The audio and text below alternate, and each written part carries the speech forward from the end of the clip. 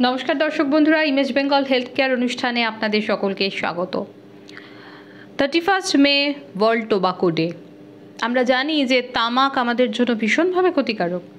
আমাদের শরীরের বিভিন্ন অংশের পাশাপাশি আমাদের মুখগহ্বরের ক্যান্সারের জন্য তামাকের অপরিসীম ভূমিকা রয়েছে। শুধু ক্যান্সার বলবো না, তার পাশাপাশি আমাদের মুখের ভিতরে নানা রকম অসুখ, দাঁতে ছোপ, কালচে দাগ, এগুলোর জন্য তামাক এবং তামাকজাত দ্রব্যের ব্যবহার নিয়ে চিকিৎসক মহল যথেষ্টই তৎপর। কিন্তু প্রশ্ন হচ্ছে যে এই বিষয়টা নিয়ে আমাদের সচেতনতা বৃদ্ধির, আর সেই সচেতনতা বৃদ্ধির জন্যই ওয়ার্ল্ড টোবাকো ডে উপলক্ষে আমাদের এই বিশেষ প্রতিবেদন।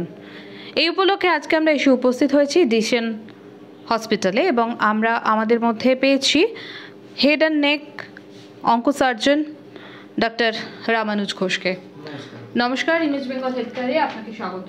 নমস্কার। প্রত্যেকেই বলে থাকেন যে তামাক বর্জন করুন, কিন্তু তামাক বা তামাকজাত দ্রব্যকে আমরা বর্জন কেউ কেউ করতে পারছেন বা কেউ কেউ সফলভাবে বর্জন করতে পারছে না। শুরুতে যেটা জানবো যে আজকের এই বিশেষ দিনে আপনি কি বলবেন? হেড অ্যান্ড নেক ক্যান্সার বা মুখের ক্যান্সার বা বিভিন্ন রকমের রোগ তামাক জাতীয় ইউজ করার জন্য সেটা কিন্তু প্রচুর হারে বাড়ছে।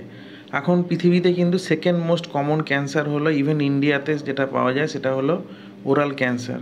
তার 99% কিন্তু তামাক রিলেটেড।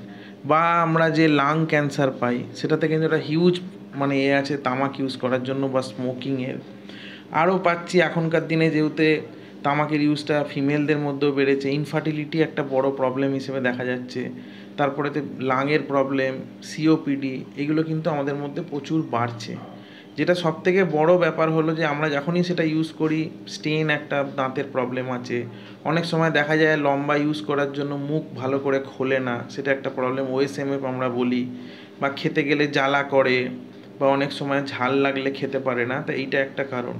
আরেকটা যেটা সবথেকে বেশি বড় প্রবলেম, যেটা হচ্ছে পুরুষদের মধ্যে ভারতবর্ষে দেখা যাচ্ছে, সেটা হলো টোব্যাকো চিউইং বা টোব্যাকো ইউজ করার জন্য কিন্তু ওরাল ক্যান্সারের একটা বৃহত্তর হার। কেন ক্যান্সারে যেটা মেন প্রবলেম, একটা মানুষের যখন ক্যান্সার হয় তার ফ্যামিলিকেও কিন্তু অনেকটা কষ্টের মধ্যে থাকতে হয়। একটা হিউজ ট্রিটমেন্ট কস্ট বা তার সঙ্গে হসপিটালে যাওয়া, সেটা ঝেলা, এখানে একটা ফাইন্যান্সিয়াল ক্রাইসিসও বলতে পারেন। মেন্টালিটিতেও একটা বিরাট চ্যালেঞ্জ থাকে ফ্যামিলির লোক বা পেশেন্টের মধ্যে।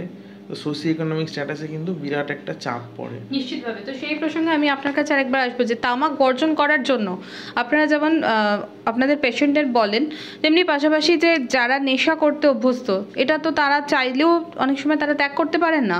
তো আপনাদের অল্টারনেটিভ ওয়ে কি, কিভাবে তারা এখান থেকে বেরিয়ে আসতে পারবেন? বেসিক দেখুন, একটা দুটো কারণে জিনিসটা থেকে বেরোতে পারে না। একটা হলো সেলফ মোটিভেশন, আরেকটা হলো যে আমার চারিদিকের এনভায়রনমেন্ট। মনে করুন একজনকে আমি বুঝিয়ে পাঠালাম, সে বাইরে গেল, 3 মাস খেলো না, তারপরে তার একটা বন্ধু বললো যে না কোনো অসুবিধা নেই, কী হবে, তাহলে সে শুরু করলো। এবার সেলফ মোটিভেশন, অনেক সময় আমরা বলি যে চিউইং ফর্মে থাকলে ছেড়ে দিয়ে বিভিন্ন রকম চকলেট ট্রাই করা, বা মনে করুন যদি কেউ স্মোকিং করে সেটা ছেড়ে দিয়ে, যখন তার ওই অ্যাডিকশান ব্যাপারটা আসছে, যেটা না খেলে থাকতে পারছি না, সেটা তাকে চেঞ্জ করা। বাড়ির লোকের একটা তার খেয়াল রাখা, মোটিভেট করা। বাড়ির লোক যদি তাকে বোঝায়, প্রেশার ক্রিয়েট করে যে না ব্যাপারটা ছাড়তে হবে, তখনই কিন্তু সেটা সম্ভব। কারণ যে হারে ক্যান্সারের পেশেন্ট বাড়ছে, উইদিন 10 ইয়ার্স দেখা যাবে যে প্রত্যেকটা বাড়িতে একটা করে ক্যান্সার পেশেন্ট আসছে।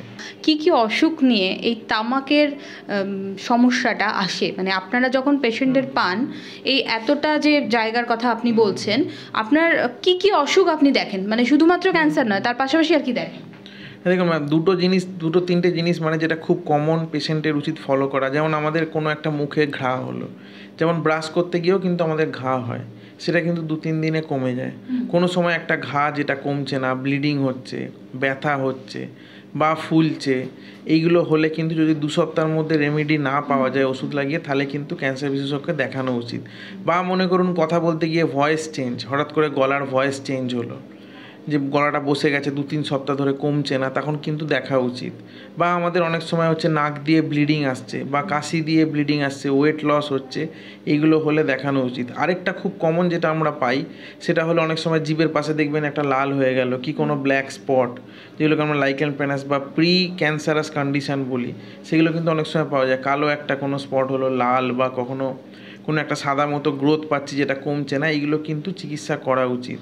আর্লি স্টেজে কিন্তু যে কোনো একটা জিনিস যদি ধরা পড়ে সেটার কিন্তু কিওর আছে সবসময়তেই।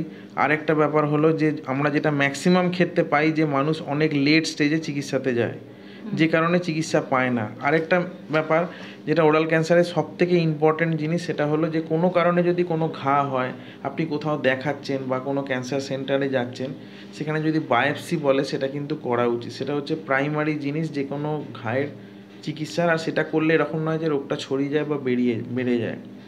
চিকিৎসাটা সবসময় করা উচিত। যেটা বিষয় সেটা হচ্ছে আমি আপনাকে এইটাই প্রশ্ন করতে চাইবো যে এই তামাক বা তামাকজাত দ্রব্য ব্যবহারের ফলে আমরা অনেক সময় দেখেছি যে দাঁতের মধ্যে অনেক সময় অনেক দাগ পড়ে যায়, ছোপ পড়ে যায়, জিভের সমস্যা দেখা দেয়। যারা সুপারি খান তাদের সুপারির যে দাগ মানে স্টেনটা সেটাও থেকে যায়। তো যদিও সুপারিটা সম্পূর্ণ আলাদা, তো এই প্রসঙ্গে মানে আপনি আর কি ধরনের সমস্যা নিয়ে মানুষ আপনার কাছে আসে? Chewing form of tobacco use করে, যেমন গুটকা বলুন, তো তখন তাদের দেখা যায় স্টেন্স নিয়ে থাকে। এবার সেইগুলো অনেক সময় আমরা তখন বলি কি হ্যাবিট না ছাড়লে হবে না, বা খাবার খেতে পারছে না, ঝাল খেলে জ্বালা হয়, গরম খেলে প্রবলেম হয়। আরেকটা হলো আমাদের মুখের ভেতরটা শক্ত হয়ে গিয়ে মুখের মাউথ ওপেনিং কমে যায়, খেতে পারছে না, সেটাও একটা কারণ। এইগুলো কিন্তু খুব কমনলি আমরা পাই। আর বিভিন্ন অনেক সময় হচ্ছে কালো একটা প্যাচ আছে বা একটা হোয়াইট বড় প্যাচ নিয়ে কমছে না, তো এইগুলো আমরা পাই। আর একটা জিনিস হলো যে টোব্যাকো যে চিউইং ফর্ম আছে, এটা থেকে কিন্তু অনেক সময়তে দেখা যায় যে গ্যাস্ট্রাইটিসের প্রবলেম, এইগুলোও কিন্তু খুব কমন, এগুলোর জন্য আমাদের আসে। তারপরে মনে করুন স্মোকিংয়ের বিভিন্ন রকম কমপ্লেন আছে, যেটা খুব কমন হচ্ছে পালমোলজির কাছে বা মেডিসিনের কাছে, চেস্ট মেডিসিনে তারা দেখায়। এইটা হচ্ছে আমাদের মেন জিনিস আমরা দেখতে পাই। যেটা আজকে নো টোব্যাকো ডেতে আমার বার্তা, যে প্রত্যেকটা মানুষকে তার বাড়ির লোক বলুন, আশেপাশের লোক বলুন, বা যারা নিজেরা এটাতে স্মোক করছে, মানে একজন যদি বসে সিগারেট খায়, পাশে বসে তার সে ডাইরেক্ট স্মোকার না হলেও সেও কিন্তু প্যাসিভলি সেও কিন্তু স্মোকিং করছে। আমি যখন খাচ্ছি বা আমার মনে করুন যদি কেউ আমার আশেপাশে খাচ্ছে, তাহলে আমিও তো সেখানেতে সেমভাবে এফেক্ট হচ্ছি। এটা কিন্তু সেলফ মোটিফিকেশান, ফ্যামিলির লোকজনকে ভাবতে হবে, কেন সেটা হলে তার ফ্যামিলি সাফার করে, যাতে আমরা টোব্যাকোটাকে ছাড়তে পারি বা বর্জন করতে পারি। এখন দেখবেন যে প্যাকেটে আছে, লেখা পাল্টেছে, ছবি বড় করে দেওয়া, যাতে মানুষ সেটাকে ভাবে। তাই এটা কিন্তু না ছাড়লে প্রবলেম আছে। এটাই বলবো যে মানুষকে, যে নো টোব্যাকোতে এনি হাউ আপনার টোব্যাকো বর্জন করার সেলফ মোটিভেশনটাই মেন ব্যাপার, সেটা করতে হবে। তার আশেপাশে যারা আছে তাদেরকেও সেটাতে হেল্প করতে হবে। আর যদি কোনো কারণে অসুখ বা রোগ রিলেটেড কিছু থাকে, সেটার যেন চিকিৎসাটা ঠিক টাইমে তারা করায় যায়। তামাক বা তামাকজাত দ্রব্য ব্যবহার করেন তাদের কি ক্যান্সার হবেই? না, সব সময়তে হবে তার মানে নেই। মোটামুটি একজন যদি 5 বছর ইউজ করে ছেড়েও দেয়, আমরা কিন্তু এরকম পেশেন্টস আছে যারা 15 বছর পরেও কিন্তু তার ক্যান্সার পাওয়া গেছে। এটা কিন্তু খুব কমন, কিন্তু ইউজ করলে তার হবে মানে নেই, কিন্তু দের ইজ হাই পোটেন্সিয়াল তার হবে, বা তার অন্য রকম সিস্টেমিক প্রবলেম আসতে পারে। স্মোকার্সের জন্য দেখুন আপনার পালমোনারি প্রবলেম আসতে পারে, বিভিন্ন রকম রিলেটেড তার সঙ্গে কোইন্সিডেন্সে আরও কিন্তু অনেক রকম ডিজিজ ধরতে পারে। অনেক ধন্যবাদ আপনাকে। ওয়ার্ল্ড টোব্যাকো ডেতে আমরা ভীষণ সুন্দর কিছু মেসেজ পেলাম, এবং আশা করি আমাদের ডাক্তারবাবু যেভাবে বললেন এই কথা আমাদের মধ্যে সচেতনতা বৃদ্ধি করবে, আর এই সচেতনতাই আমাদেরকে সুরক্ষিত রাখবে। নমস্কার, সকলে ভালো থাকুন, ধন্যবাদ।